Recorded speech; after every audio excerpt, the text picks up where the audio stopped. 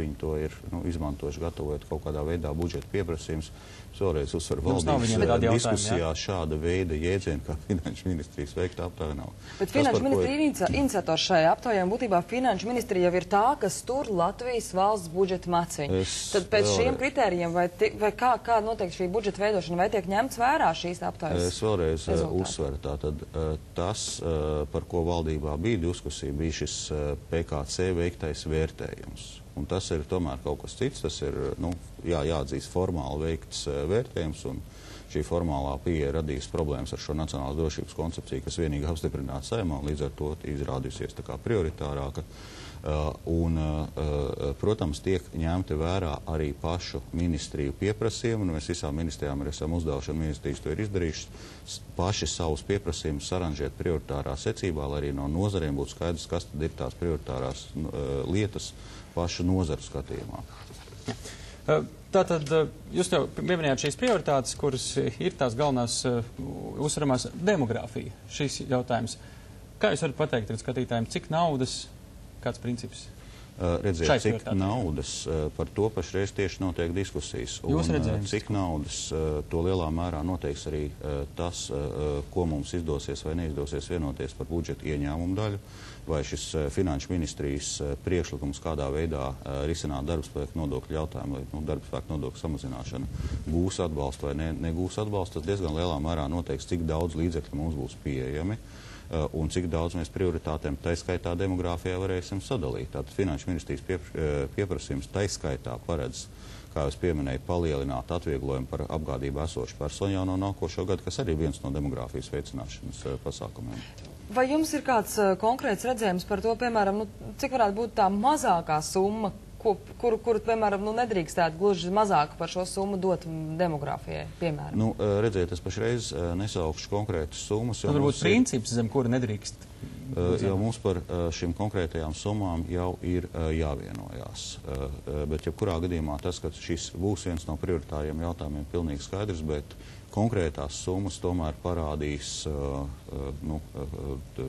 budžeta diskusijas. Bet kā tam ir jāparādās? Tas, ka tas ir prioritārs jautājums pēc kāda? Pēc būtības parādās budžetā ir šis atvieglojums par apgādību esošu personu palielināšanu, un otrs, kas arī jau kā nosacīt jauns pasākums parādās budžetā, ir šis papildus atbalsts ģimenēm ar bērniem, kur nav iespējas nosūtīt bērnu pašvaldību bērnu dārzā. Vakar mēs valdības sēdē tātad arī pieņemām gala lēmumus attiecībā uz finansēm. No 1. septembra būs šis 100 latu pabalsts iespējams, un pašvaldības vēl 60 latus varēs līdzfinansēt, bet ja šogad mēs to finansējam tikai 4 mēnešus, tad nākošais gadu tam ir vajadzīgs 3 reizes lielāks finansējums. Tas arī faktiski jau budžetā, piemēram, ir ierēķināts. Par Denisu Čalausku izdošanu tiesāšanai ASV šis temats vakar arī radīja tādu kā sprādzienu būtībā cilvēku diskusijās par to vajadzēja vai nevajadzēja. Pirmkārt, kāds ir jūsu premjera pamatojums, kāpēc Latvijas pilsonis ir jāizdod citai valstī? Redziet, šajā gadījumā tas pamatā ir tiesisks jautājums, un pēc būtības šo izdošanas pieļaujamību vērtē ģenerāla prokuratūra un tiesa. Un ģenerāla prokuratūra jau pagājušā gada decembrī pieņēma lēmumu par izdošanas pieļaujamību. Augstākā tiesa atstāja spēkā šo lēmumu šī gada janvārī. Pēc tam divreiz Čalausks un viņa advokāti ir vērsušies Satversmes tiesā. Abas reizes Satversmes tiesa ir atteikusies ierosināt lietu.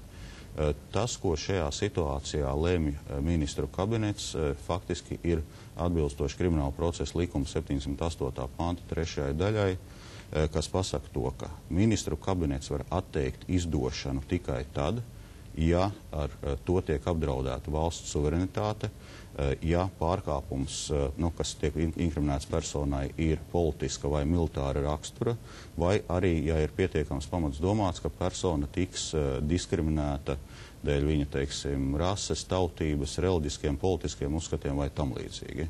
Tātad tie ir tie 3 gadījumi, par kuriem ministru kabinets šajā situācijā var lemt, un gan ģenerāla prokuratūra, gan tieslietu ministrija skaidri norādīja, ka neviens no šiem gadījumiem nav spēkā.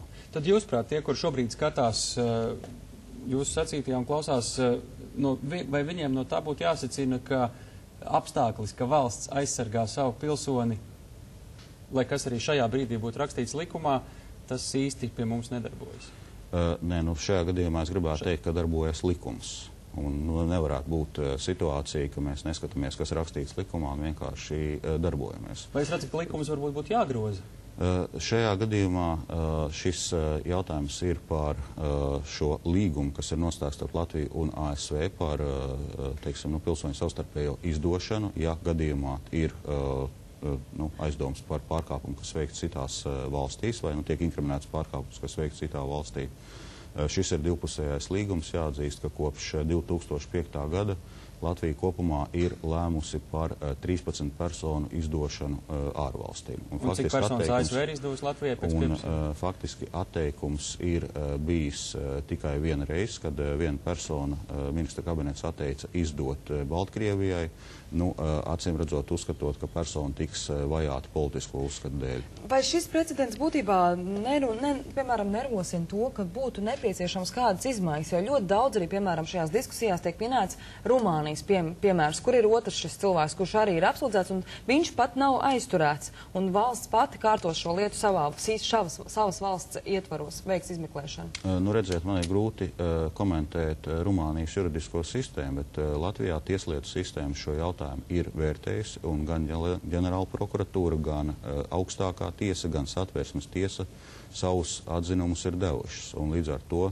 ministra kabinetam šajā gadījumā nav pamata apšaubīt visas Latvijas tiesas sistēmas vai tieslietu sistēmas kompetences. Bet valdība ir likumdevējs, un vai tas nozīmē to, ka šobrīd valdība ir kalpojusi, ir likumdošanas sastāvdaļa, tā varētu to nosaukt. Bet tas nozīmē, ka šobrīd cilvēki, kuri skatās, ka tādi likumi ir, jūs viņiem arī sekot, un viņi neredz, ka jūs vēlētos varbūt to kārtību mainīt un nav apmierināti. Jūs jūtat to neapmierinātību, kas nāk šajā gadījumā? Es vēlreiz uzskatu, ka šis primāri ir tiesisks jautājums, un šeit mēs darbojamies atbilstoši tai kompetencijai, kas ministra kabinetam ir deleģēta un kas ir noteikti krimināla procesa likums 708. pantā. Un tur ir visi šie 3 gadījumi skaidri noformulēt, ka kabinets var atteikt izdošanu. Neviens no šiem gadījumiem nav spēkā. Vēl pavisam tāds interesants fakts, kas arī nepalika nepamanīts vakar. Kā jūsuprāt vērtēt to, ka aizsardzības ministrs vienotības pārstāvis Artis Pabriks publiski bija pret izdošanu? Viņš vakar balsojumā nepiedalījās, jo it kā ir atvaļinājumā, bet pēc balsojuma tomēr ieradās valdībā, lai skatītu citu jautājumu. Nē, Pabrikungs tiešām ir jau krietni iepriekš pieteicis atvaļinājumu pirms vispār vakar viņš nebija valdībā? Vakar valdībā viņš nebija. Viņš vēlāk ieradās no atvaļinājuma uz valdības semināru, kurā tika runāts par budžetu. Bet tā nebija valdības sēde, tas bija atsevišķs seminārs, kas bija veltīts tieši budžeta jautājumiem. Cik pusstundu vēlāk pēc tā jautājuma lemšanas? Es jums nepateikšu, vai pusstundu vai 2 stundas vēlāk, bet pēc valdības sēdes. Kādi varētu būt jūsu argumenti, lai sabiedrība būtībā noticētu tām, ka Pabrika nepiedalīšanās balsojumā nebija iepriekš izplānota? To jūs jautājat pašam Pabrikungam, kāpēc viņš piedalījās vai nepiedalījās valdības sēdē un kāpēc viņš pirms vairākiem mēnešiem pieteica atvaļinājumu tieši šajā laika posmā. Un vēl viens interesants temats - vienotības biedri. Mēs runājam par Olafu Pulko, par Ēriku Škaparu, pēkšņi tā bez kādiem konkursiem, viņiem abiem ir atrasts tādas labas darba vietas, un abiem tagad darbs būs Latvijas dzelzceļa meitas uzņēmumos. Pirmsvēlēšana solījumi bija jūsu partijas retorikā izskanēja, ka savējo likšana amatos, un tur bija ļoti tās kritizēta. Un kā jūs, kā viens no vienotības līderiem un arī premjeras, varat pamatot šādu iekārtošanu darbā? Nē, redziet, te es gribu uzsvērt, ka nevienotība, ne es kā premjeras ar šiem jautājumiem neesam nodarbojušies. Tas pirmām kārtām ir jautājums pašiem kapitāla sabiedrību vadītājiem, kas šīs personas ir piesaistījuši darbā.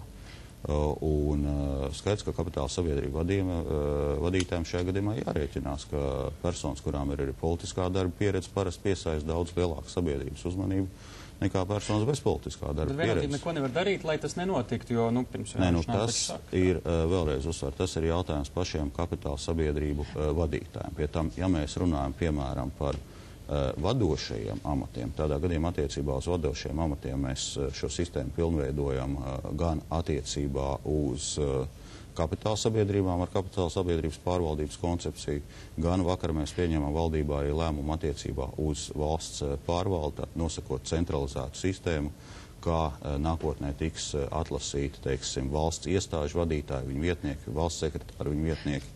Šajā gadījumā tie pat nav vadošie amati, līdz ar to tas tiešām ir jautājums pašiem kapitāla sabiedrību vadītājiem. Bet tad jūs tiešām kā ilgstošs valdības vadītājs vienotības viens no līderiem varat šeit studijā tiešraidē sacīt, ka Latvijas dzelzceļš izvēlējās konkrēti profesionāļus pulku un škapa?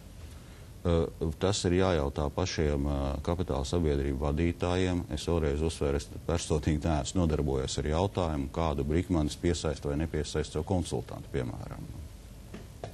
Sabiedrība pret tādu veidu amatos ielikšanu ir diezgan tāda negatīva noskaņota. Ņemot vērā tādu lielu plaisu starp valdību un sabiedrību šādos gadījumos, jo īpaši vai nevajadzētu šādu praksi izskaust beidzot. Kā jūs to domājat? Vai jūs esat gatavs kaut ko darīt? Es vēlreiz uzsveru šajā gadījumā, kādus, piemēram, konsultantus piesaista vai nepiesaista viens vai otrs kapitāla sabiedrības vadītājs, tas tiešām ir pašas kapitāla sabiedrības vadītāji lēmums. Tas nedara uzmanību šis notikums? Protams, ka arī kapitāla sabiedrību vadītājiem vismaz ir jāņem vērā fakts, ka personas ar politiskā darba pieredzi izraisa lielāku un piesaista lielāku uzmanību. Tālāk secinājumi tad arī nebūs. Paldies! Paldies! Paldies! Mēs sarunājamies ar ministru prezidentu Valdi Dombrovski. Un mēs turpinām ar citām ziņām un par notikumiem ārvalstīs. Ķīnā piepildījušās vienas no bīstamām